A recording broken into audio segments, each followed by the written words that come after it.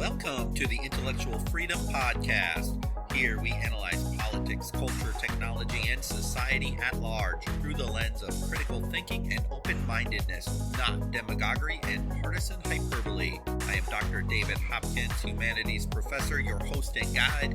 So without further delay, let's get started. In my podcast production line, this topic wasn't even on the schedule, and I'm generally not interested in podcasting the quote-unquote news of the day stuff, but rather I'm interested in analyzing and discussing things on the macro level of culture and society. But I can't help myself with this one. I woke up this morning and decided I just had to talk about the first presidential debate last night on September the 29th. You know how it feels. You're commuting home from work. Traffic is just crawling along, and you look up ahead and you see the flashing lights, police cars, tow trucks, ambulances, and you know there's a serious accident up ahead, and you also know you don't need to look at the destruction. It really isn't your concern because the first responders are on the scene, they're working the incident, but still, what do? As we drive by, we just have to look. And that was me with the debate last night. Having seen presidential debates for years, I knew what I was going to get, what to expect, and I knew it would probably be the worst I have ever seen. I probably would end up feeling worse about the future of our country than better. It didn't disappoint. It was embarrassing that this is where we're at right now in our country. I mean, I didn't expect this to be a refined art of classical rhetoric, that time-honored discipline of informing, of persuading, and motivating through proper etiquette and standards. I mean, my expectations going into the debate last night, they were not that high. I wasn't expecting the rhetorical debate to live up to the standards of Aristotle, with debate being a very serious and a very important aspect of society. In fact, to the Greeks, debate or rhetoric was one of the three ancient pillars of discourse. So although I teach the humanities and I've taught rhetoric, I knew this was Biden and Trump after all, and it is 2020, but still, was it too much to ask for just a little decorum, a little bit about discussing programs and platforms? I should have known better. I should have not even tuned in. I could see it coming, though. I suppose you could see it coming, too. The advertisements were almost like a prize fight as they were leading up to this debate. The only thing missing was the MMA news conference where Trump picks up a chair and throws it at Biden after staring each other down and taunting each other in the pre-fight presser. If, as Aristotle claimed, rhetoric helps shape society, if what we call last night rhetoric, God help us all. If this is what we call debate, and if this is what people actually use to shape their objective opinion on who to vote for, we are in trouble. I think practically and functionally we are so shaped, molded, manipulated by these filter bubbles of media, the social media and search. For the most part, if people are honest, the debate really isn't a debate anymore. We're just tuning in, almost like a football game. We want to see our tribe. We want to see our team win. We want to see them win. It's more sport. It's getting uglier and nastier. The pundits, for what they're worth, beyond filling up their 24 hours of airtime with blathering this, that, or the other, say that actually only about 1 to 3% of the voters at this point are probably undecided, and I would bet that's probably even true. But if this is really true, and if there is a segment of the population which was looking for the true purpose of debate, to gather objective information, carefully weigh arguments, and then draw conclusions, well, I would say I doubt the debate cleared the air much. Thank goodness, though, we still have about 5,000 more commercials to form our opinion. Oh, along with the quote-unquote October surprises. By the way, just off topic a second, does anybody even really buy these breaking news, perfectly timed news drops right before a debate so either one or the other candidate can go ahead and use it as a tiny little option to throw some flame at the other person? I mean, come on, media. Let's just stop with all these October surprise stuff. They're not surprises, and they're not random, and they're not just, oh wow, look what just happened. I think most people now are like, oh yeah, rolling eyes. Oh, here's this one dropped to support Trump. Oh yeah, here's one dropped to support Biden. And then of course, our presidential candidates. How could anybody trying to draw an informed conclusion watch these two candidates biting each other's ankles on silly things? And then, of course, we get the Nostradamus level end of world accusations each hurled at each other, and they don't even blink an eye with the deceit and the dishonesty that they're using. So enough with this. These were my thoughts pre-debate, and here are my thoughts post-debate. I have no clue who won, but I know who lost this debate: the American people.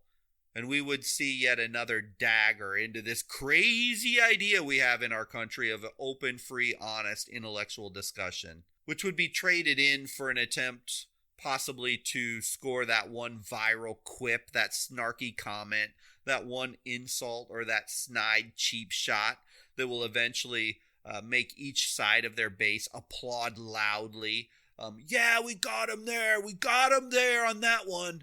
Yeah, the pundits on both sides, they can spin as best they can spin the emotional top. I'm sure the media on the left declared victory for Biden, along with the media on the right doing the same. But who cares what the media thinks? But this was an ugly example. Actually, it's not even an example of debate. So, just for fun, let's look at what a debate is supposed to be and what it's supposed to do, what we're supposed to take from it, and how we actually can and should develop arguments of persuasion and things we should not see in a debate. It might cast some light on your views of your candidates. So debate, a certain number of characteristics. I'm just going to take the basic ones. A debate needs to be informative. A good debate is going to present complete information and fact in a factual setting. Debate is supposed to inform the public what they should know, to educate the people, to help them reach a logical understanding of the facts. Debaters should feed the audience the necessary facts and evidence to properly aid them in learning, grasping, and appreciating the thing being discussed. Debaters should not rely on their own opinion, but on general principles laid down by authorities and experts. So, hey, Trump and Biden, just a little tip: throwing out hyperbole and wild accusations at each other with the response that, that's a lie, that is not presenting information, and it is not debating facts. Oh, and by the way, would each of you just consider for the next debate answering the damn questions as they pose them so we can actually acquire information? The moderator, and I don't know whether he's good or bad, it doesn't matter. He did have some decent questions. If only the candidates would have actually answered them, we could have potentially gained some information. The second thing a debate is supposed to have is well-reasoned and persuasive arguments. Arguments that are raised in a debate must be logical, relevant, competent, and well-explained. Arguments must show a direct link to relevance and significance of what is debated upon. Arguments raised must be acceptable to us average people. All questions that lead up to the conclusion of the debate, they need to be clarified, answered, analyzed.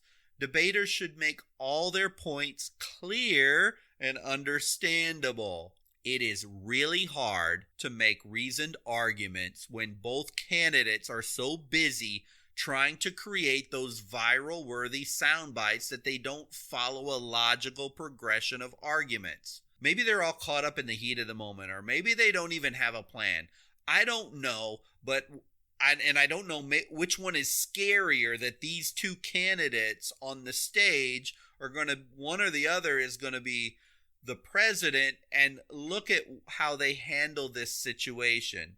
Oh, Biden and Trump, by the way, making your points clear and understandable. It doesn't include, remember when you said this, and the response is, oh yeah, well, remember when you said that, and then the next response, well, you're a liar, then no, you're a bigger liar, and then you're the biggest liar, no backsies. I mean, the child's play in this debate was stunning. There was not one well-reasoned, clear argument, devoid of emotion, that I could find all night long. Another thing, a debate is supposed to be orderly. And so a debate needs to follow a certain format that will govern the proceeding of the debate and the conduct of the people that are on the stage debating. Heard a couple times Chris Wallace, hey, you two, both of you agreed to the rules of the debate. Well, the rules should, among other things, set the task of each speaker and the time limit allotted to each of them. Speeches, they need to be organized. The other person shouldn't interrupt. They need to be structured, and they're in a methodical format. Debaters need to be polite. They're not supposed to speak over, use verbal intimidation and interruption to try and win the debate. Oh my goodness. For the love of all that is fair and good in this world, would both of you, both of you, Trump and Biden, stop interrupting each other. Stop interrupting each other in the next debate. Nothing is more annoying, frustrating, and shows a lack of dignity, lack of discipline, lack of emotional control than constantly interrupting the other candidate. It is one of the few times beyond these 30-second TV sound bites that the country can see both candidates on stage at the same time having to extemporaneously explain themselves, and it was all wasted. That interrupting, that talking over of each other, not answering the questions. I would guess many people literally turn that thing off for this very annoying thing of just simply letting each other express their opinions. So these are some of the these are not advanced debate tactics. They're just elementary level stuff that all of us should expect at the bare minimum. In fact, all of us should expect, if we're ever discussing things, it doesn't even have to be a formal debate. Just that you're talking and you're passing information, that the way you present your conversation with someone, it's well reasoned and it's persuasive, and it follows an orderly format where you speak and then you listen and you let the other person speak, and then you have the chance to respond. I mean, this is not really complicated things, but these two candidates both failed. Oh, and beyond what Biden and Trump should have done, there are things that we should never see in a debate. But of course, both candidates did these things to each other all night long. The first one, ad hominem attacks, or in just plain English, personal attacks. When people think of arguments, often their first thought is of shouting matches riddled with personal attacks. Ironically, these personal attacks, they're completely contrary to rational arguments. In logic and rhetoric, a personal attack is ad hominem. As I said, it just means against the man. So instead of advancing good, sound arguments and reasons, these attacks, they replace logical argumentation, and they're completely unrelated to the truth of the matter. I mean, we know this. I mean, we heard it last night. You're not smart. You're a clown. You're a racist. You're weak. You're a socialist. You're an idiot. You're a liar. You always lie. And about 50 other of these just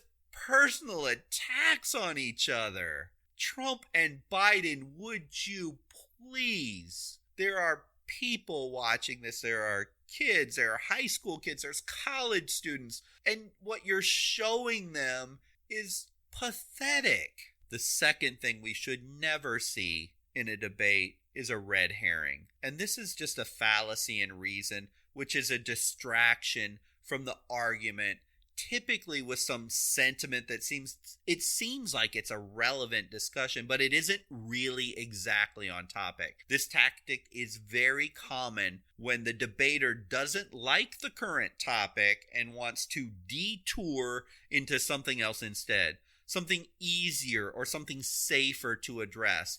A red herring fallacy, it's typically related to the issue in question, but it's not quite perfectly relevant to the question. So instead of clarifying and refocusing it, it just confuses the issue and distracts it. There was an example last night, question to Donald Trump. Basically, and I'm not quoting this exactly, there was a report that came out, Mr. Trump, President Trump, that said you only paid $750 in income taxes. Will you talk about, did you actually just pay $750 in income taxes? Trump's response, I've paid millions in taxes over the years, property, payroll, all kinds of taxes in the millions. And then, of course, he switches to how great his tax reduction plan was for America or some other tangent. It's a complete red herring. Question to Joe Biden. Mr. Biden, there's violence in all our streets.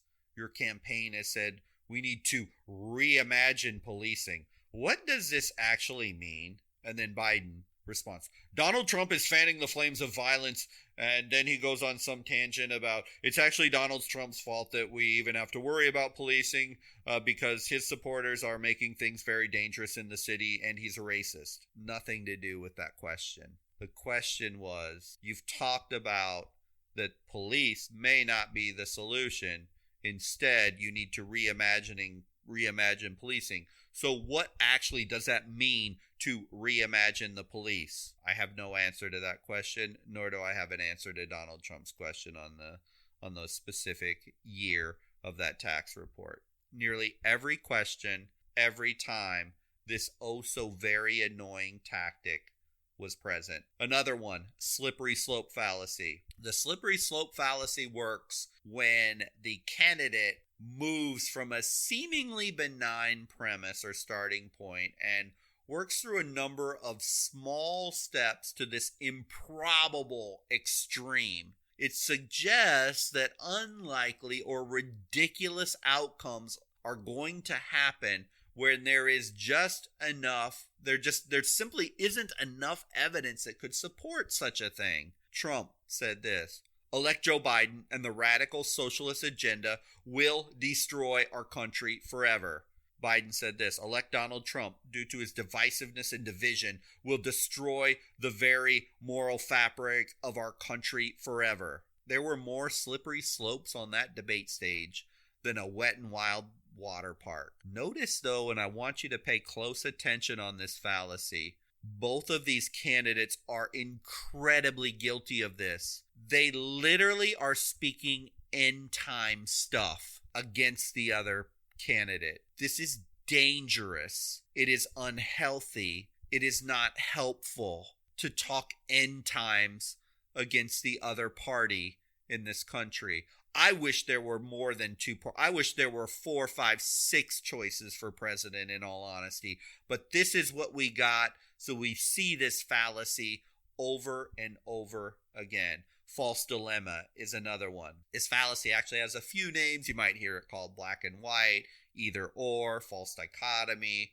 bifurcation fallacy. But really, it's just a line of reasoning that fails by limiting the options to 2 choices when there are in fact many, many options to choose from. Sometimes these choices are between one thing and the other thing, or both things together. They don't exclude each other. Sometimes there's a whole range of options for a problem that's presented. Maybe there's 3, 4, 5, or 145 different solutions.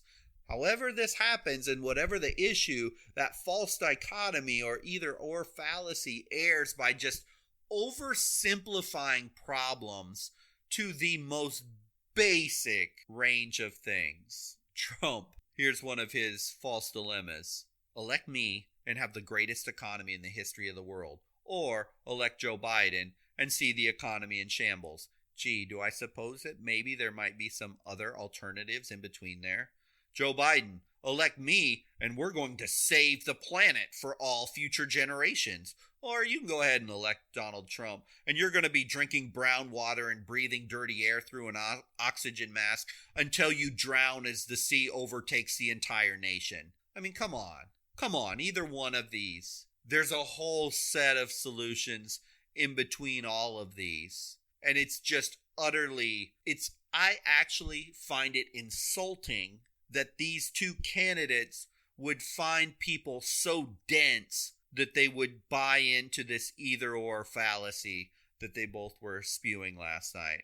And then finally, the straw man argument. Oh my goodness, this one defies any level of logic, but the reality is it's much easier to defeat your opponent's argument when it's made of straw, thus the straw man fallacy. And this argument is aptly named because after a harmless, lifeless scarecrow. So in the straw man argument, someone attacks a position the opponent doesn't really hold exactly. Instead of contending with the actual argument, which can be a nuanced argument, he or she attacks the equivalent of a lifeless bundle of straw, and easily, of course, defeats it, which isn't even what the opponent had in mind or is actually their position to begin with. I mean, really, this argument is a cheap and it's an easy way to make one's position look stronger than it actually is. There was so much straw on that debate stage, we could have fed a herd of Iowa cattle from that. But here's one example only. Donald Trump said, Joe Biden doesn't want the streets to be safe. Let me argue why my law and order plan works. Now, Trump claims to be the law and order president, that's fine. But how many of Joe Biden's voters want to live in fear of their life on the streets every day? Is that even logical? Think about it. Would Joe Biden actually argue that he wants the entire nation in chaos on the streets? It doesn't make sense. Joe Biden said this about Donald Trump. Donald Trump only cares about millionaires and billionaires. Let me argue why my economic plan is better for everybody. Now think about that. How many of Donald Trump's supporters are millionaires and billionaires? If that's actually a true statement, Mr. Biden, last election he probably got, I don't know the amounts, 40, 50 million voters. I didn't realize we had 40 to 50 million millionaires and billionaires that would support Donald Trump. So you saying that he's building an economic plan that only benefits millionaires and billionaires is as ridiculous as him telling you that you don't want the streets to be safe and you'd rather have chaos and your voters killed in the street. That's a straw man argument. But enough. You get the point. Why did I do this podcast? For a couple reasons. I want us to see how utterly despicably far we have fallen as a democracy in our debates. And number two, when these fallacies, these false notions, this failure to do the most basic elementary functions of debate, honestly, ethically, we need as a society to be very loud and very vocal against both these candidates to stop it, to act like adults and not petulant children. Okay, I'm glad I got all this off my chest. This was actually incredibly therapeutic for me to get this all out of my mind and into this podcast. Now, how many more of these debates do we have to endure? Or maybe for the next debate, I need to just watch some Seinfeld reruns for the 20th time or so and give up on it. Thank you for listening to the podcast today. I hope you found value in this topic. As annoying as these debates are, it is important that we at least hear and we see these candidates side by side, while also understanding when they fail to truly address, discuss, and debate issues. I hope this podcast gave you some new insights. Remember, I generally publish new episodes on Mondays and Wednesdays, so if you click like or follow, you'll be alerted when new episodes come available. Until the next episode, I hope you have a wonderful week.